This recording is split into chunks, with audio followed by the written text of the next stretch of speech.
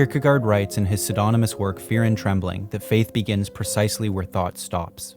If this is true, that is, if faith isn't a product of reason, but is instead practiced only once reason has been abandoned, what then is faith? The opening of Ingmar Bergman's The Seventh Seal introduces us to our two main characters. Antonius Block is a medieval knight who was returned home from the Crusades during the Black Plague. Death, rather the personification of death, greets Antonius on Denmark's shores and informs him that his time is nigh. Antonius is unwilling to let go of his life with so many teleological questions left unanswered.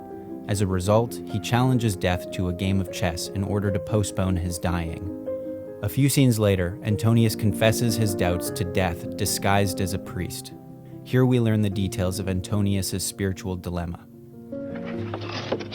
Jag vill ha vetskap. Inte tro, inte antaganden, utan vetskap.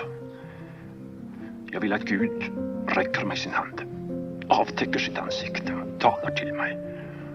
Men han tiger. Jag ropar till honom i mörkret. Men ibland är det som det inte fanns någon där. Du oroar dig. Döden besökte mig i morse. Vi spelade schack tillsammans. Den fristen ger mig tillfälle att uträtta ett angeläget ärende. Vad för ett ärende?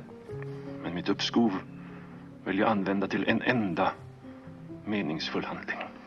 Antonius begins by admitting that he's delaying his death so that he can pursue knowledge, or certainty.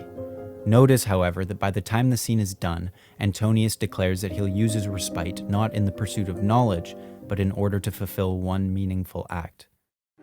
To summarize Antonius' doubts in the form of a single logical paradox, he needs faith in order to abandon reason, and yet he knows that until he abandons reason, he won't have faith. How then does Antonius, or any rational person for that matter, produce within themselves true and earnest faith? According to Kierkegaard, faith is a movement. It is expressed in the continued pursuit of itself, not in the knowledge of the concept of itself. That is to say,